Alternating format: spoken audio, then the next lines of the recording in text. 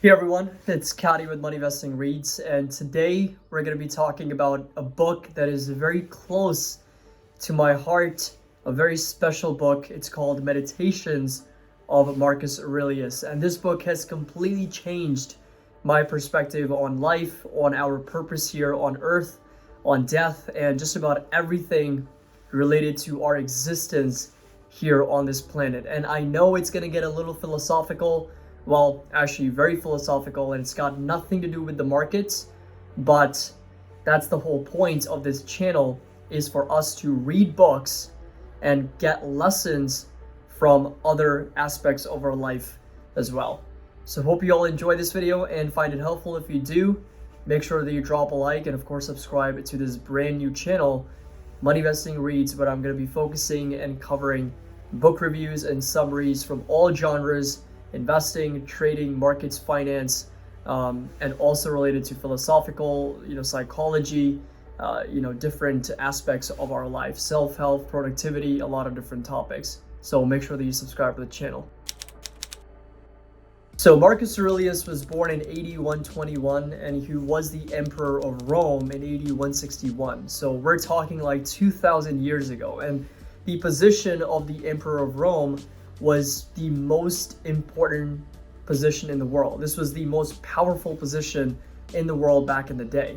And because of this massive power and the control over the world, many leaders were corrupted. But Marcus Aurelius is considered to be the most noble leaders of his time and also one of the greatest philosophers of all time. Now, perhaps the most important thing about this book, Meditations, which is translated by Gregory Hayes, is that this book was never intended to be published. In fact, Marcus would be mortified to learn that we actually have this book, because these are Marcus's own thoughts. So it's kind of like reading his personal diary. And if you read Meditations, you'll fairly quickly you'll understand that it's not written with the reader in mind. Because these are Marcus's own thoughts for himself, it is written by the writer for the writer, which is a crazy concept when you're reading Meditations. Now, Meditations is also one of those books that you don't just read once. There's been many people in the world that have read Meditations, this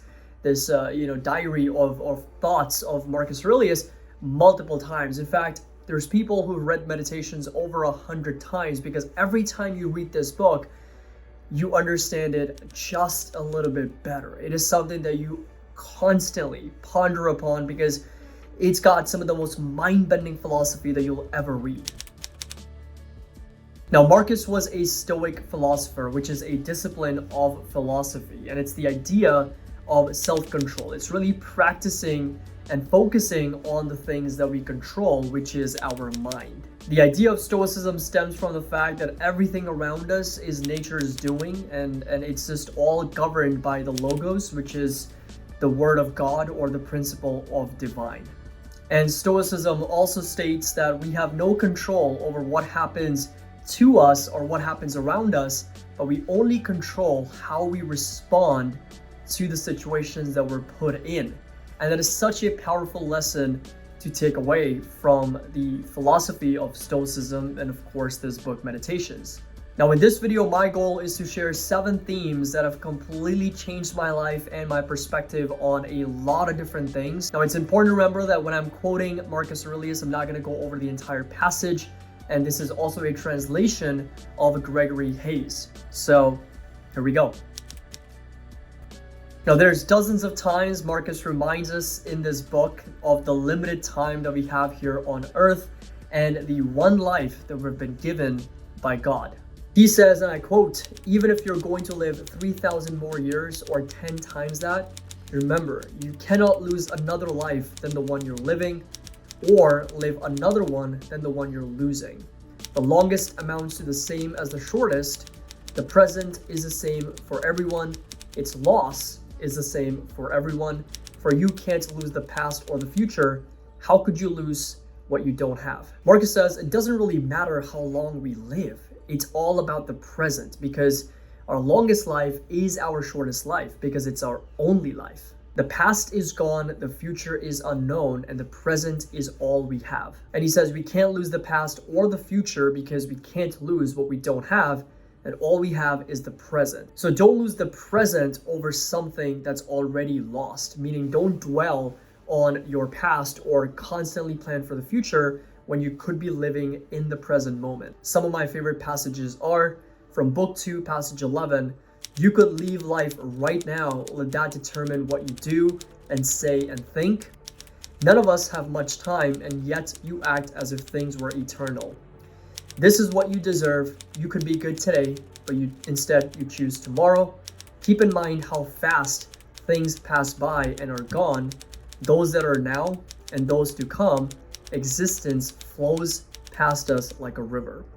That before long, you'll be no one and nowhere. Like all things you see now, all the people now living, everything's destiny is to change, to be transformed, to perish, so that new things can be born. In short, know this: human lives are brief and trivial. Yesterday a blob of semen, tomorrow emblazing fluid, ash, to pass through this brief life as nature demands. So we could leave the world right now and let that determine what you say and what you think. Such a powerful idea that yes, we could be gone in an instant. So let that decide how you go about your day and how you respond to the people around you. And remember that our existence is very, very short. It's constantly changing. And however cliche as it may sound, but it's important to remember to live in the present moment as if it were your last day on earth. Now, multiple times Marcus reminds us to focus on ourselves. In Book 2, passage 6, he quotes, "Yes, keep on degrading yourself, soul, but soon your chance at dignity will be gone. Everyone gets one life and yours is almost used up. And instead of treating yourself with respect, you have entrusted your own happiness to the souls of others." In Book 2, passage 8, he says, and I quote, "Ignoring what goes on in other people's souls, no one ever came to grief that way. But if you won't keep track of your own soul's doing, how can you not be unhappy?" He also says, don't waste the rest of your time here worrying about other people unless it affects the common good. It will keep you from doing anything useful and will throw you off and keep you from focusing on your own mind. And one of my favorites, Book 12, passage 4, he says, and I quote, "It never ceases to amaze me. We all love ourselves more than other people, but care more about their opinion than our own." The idea is simple. Focus on you. Don't waste your time or energy worrying about what other people are saying, doing, or thinking, because we have no control over that. We can't change how people behave, how people think, what people do. We can only control ourselves and our mind. So give value to your opinion over others. Now, the idea isn't to completely ignore the people around you. In fact, quite the contrary. Marcus says that people are our true occupation in life, which we will talk about later in the video. But the idea is to focus on yourself and to not be bothered by what others are saying or doing. And that's the essence of Stoicism. It's having full control over your own mind and not being bothered by things outside of our control. Now, Marcus has written extensively on finding our purpose in life. There are so many passages where he forces us to really understand our purpose in life. And some of my favorite passages are from Book 8, passage 19. Everything is here for a purpose, from horses to vine shoots. What's surprising about that? Even the sun will tell you, I have a purpose, and other gods as well. And why were you born? For pleasure? See if that answer will stand up to questioning. In fact, Book 5 even opens up with, at dawn, when you have trouble getting out of bed, tell yourself, I have to go to work as a human being. What do I have to complain of if I'm going to do what I was born for, the things I was brought into the world to do?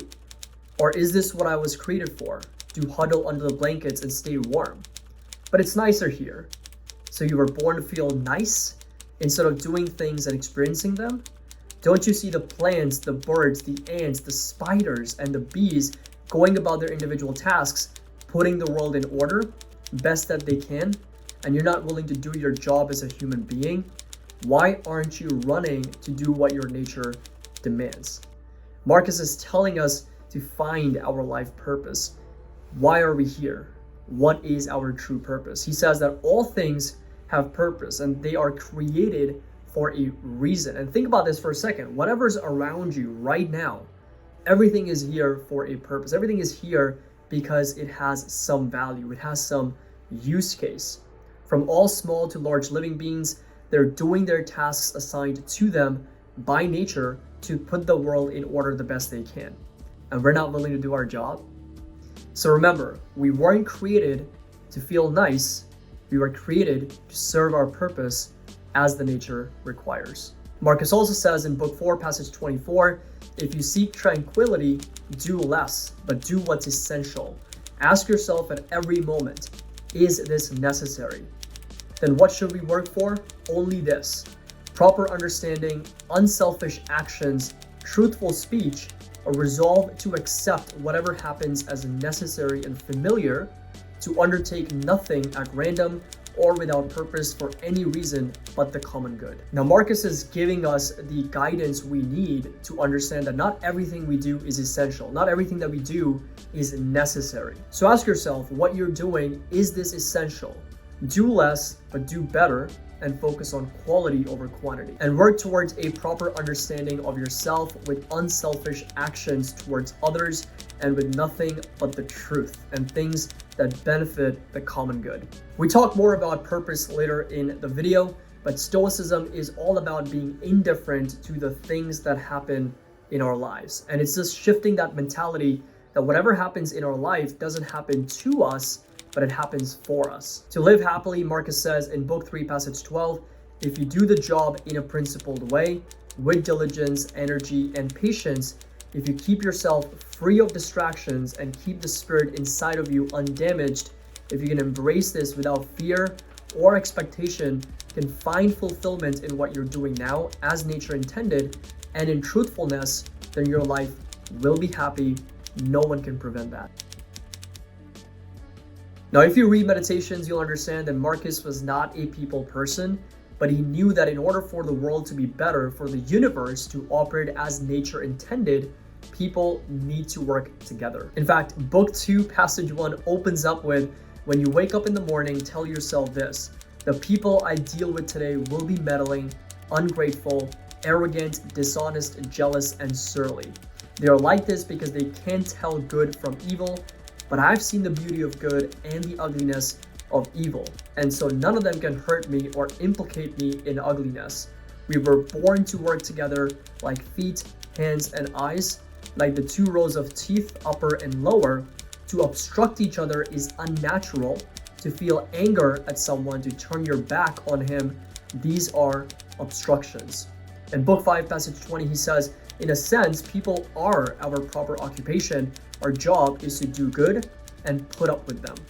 Be tolerant with others and strict with yourself. To feel affection for people even when they make mistakes is uniquely human. Now, these are such beautiful passages because Marcus knew that the people around him were not perfect. Why else would he tell him that the people he meet today would be dishonest, would be ungrateful, would be surly? But the lesson here is to put up with them despite this fact. He says, be tolerant with others and strict with yourself, meaning don't let others sway you in your principles.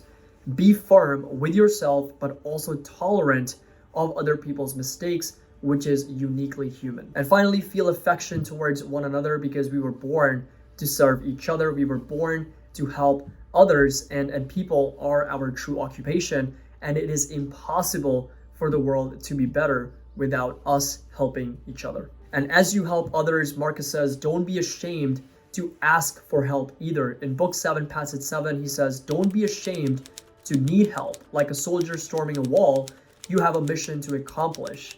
And if you've been wounded and you need a comrade to pull you up, so what? The important lesson here is also to provide help in an unselfish manner. Marcus says in book 9, passage 42, what else did you expect from helping someone out? Isn't it enough that you've done what the nature demands? You want a salary for this too? As if your eyes expected a reward for seeing or your feet for walking. That's what they were made for. By doing what they were designed to do, they're performing their function. Whereas humans were made to help others. His analogy is so on point that our eyes were made to see, our feet were made to walk. They don't expect a reward, so why should we for helping each other when that's what our real purpose really is? So we're really just doing our function as nature demands. And Marcus also says to not feel anger at others and find encouragement from the people around us. In book 6, passage 48, he says, when you need encouragement, think of the qualities the people around you have. This one's energy, that one's modesty, another one's generosity, and so on. Nothing is as encouraging as when virtues are visibly embodied in the people around us and when we are practically showered in them. Start becoming a human being now and for the rest of your life, and along with not getting angry at others, try not to ponder either. Both are forms of selfishness, both of them will do you harm. And when you start to lose your temper, remember, there's nothing manly about rage. It's courtesy and kindness that define a human being and a man. So if I could summarize Marcus's wisdom towards people in 2 lines, it would be unselfish acts of kindness to help and serve people, all working towards a common good, give help, seek help, and practice patience, tolerance, discipline, and affection. So now we come to mind and soul, and this is the bedrock of Stoicism, because if we master our mind, we master our life. And one of the most popular quotes from Marcus Aurelius is, "The happiness of your life depends upon the quality of your thoughts," which Seneca also followed up by saying that there are many more things likely to frighten us than there are to crush us. We suffer more often in imagination than we do in reality. And these are such beautiful and powerful lines if you really think about it.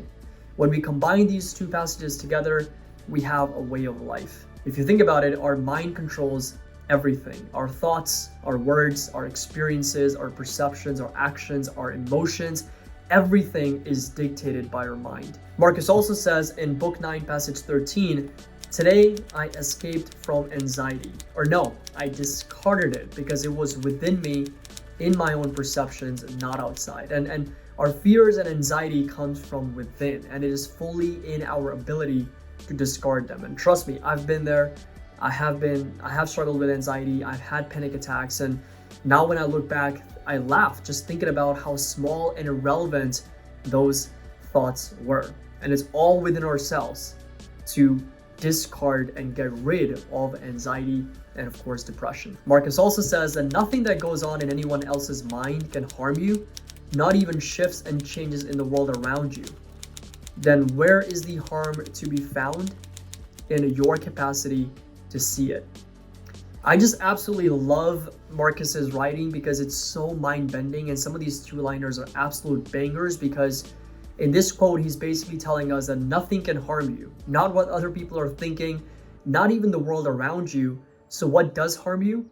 Our capacity to see it, meaning our mind's capacity to create those thoughts and those emotions for us. And you can decide to stop the harm if you simply control your mind. And my most favorite analogy from the book is in book 4, passage 49, when he says, "To be like a rock that the waves keep crashing over, it stands unmoved and raging of the sea that falls still around it." So be like the rock, and not the actual rock, but literally like a rock in the middle of the ocean. The waves around you keep crashing over, but the rock doesn't lose its position. It stands unmoved, firm, unharmed, unaffected amidst all the chaos with the waves around it. And among many other passages, one of my favorite quotes comes in book 12, passage 1, when Marcus says, "If it isn't ceasing to live that you're afraid of, but never beginning to live properly, then you'll be worthy of the world that made you."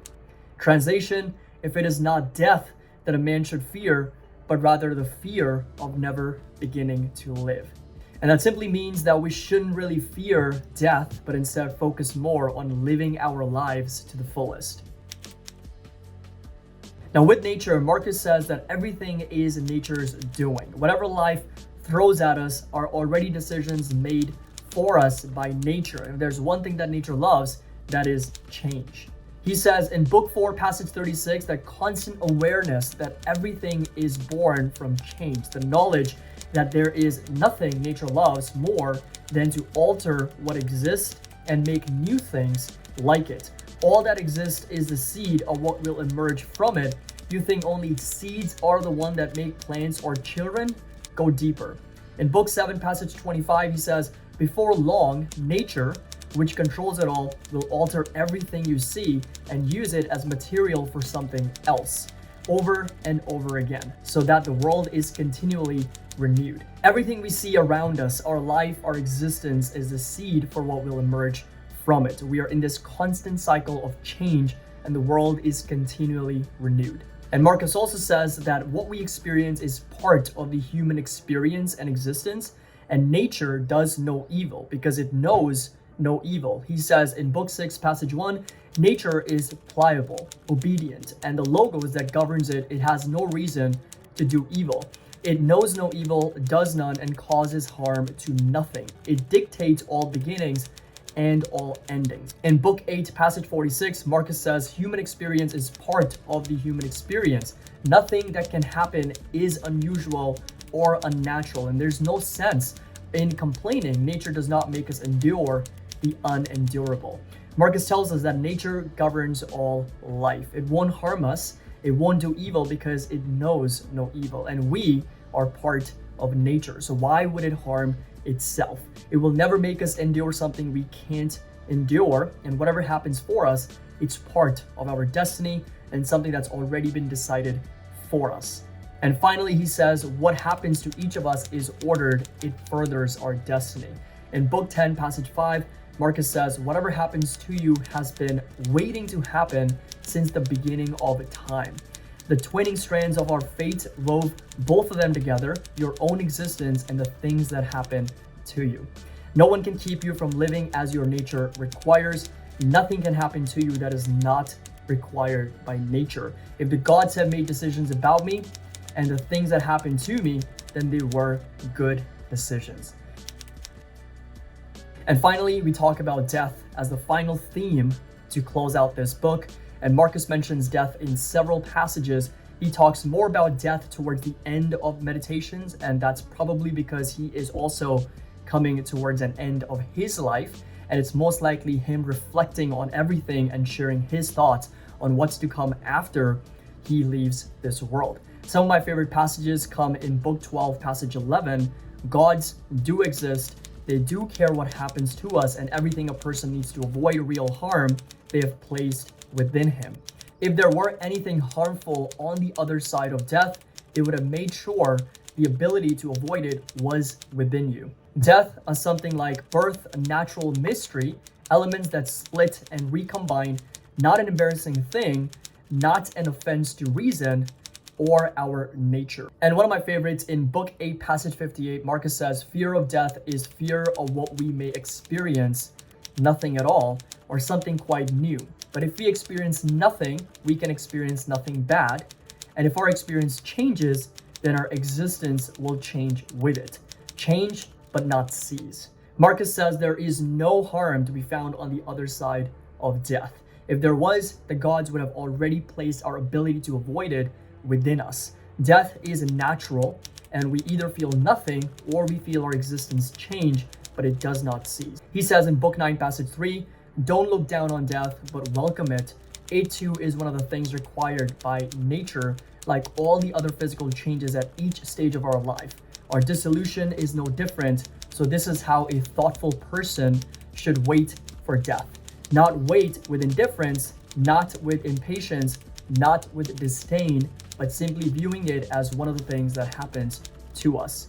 In Book 9, passage 21, think about your life, childhood, boyhood, youth, old age, every transformation, a kind of a dying. Was that so terrible? And that is such a powerful message because as all things in life, death is also a natural element of our existence. And think about it for a second. Every transformation that we go through, that part of us is dead. So if you're watching this video, you're 20, 30, 40, 50 years old, go back to your teenage years, and those years, that you is already dead. But it transformed into something far more positive, more powerful, more understanding, more aware. So it was a positive transformation, and was that so terrible? Marcus asks. And finally, in the last book, 12, passage 36, and literally the last line of Meditations, Marcus says, "You've lived as a citizen in a great city, and to be sent away from it not by a tyrant or a dishonest judge, but by nature who first invited you in. Why is this so terrible? So make your exit with grace, the same grace shown to you." And that was Meditations of Marcus Aurelius.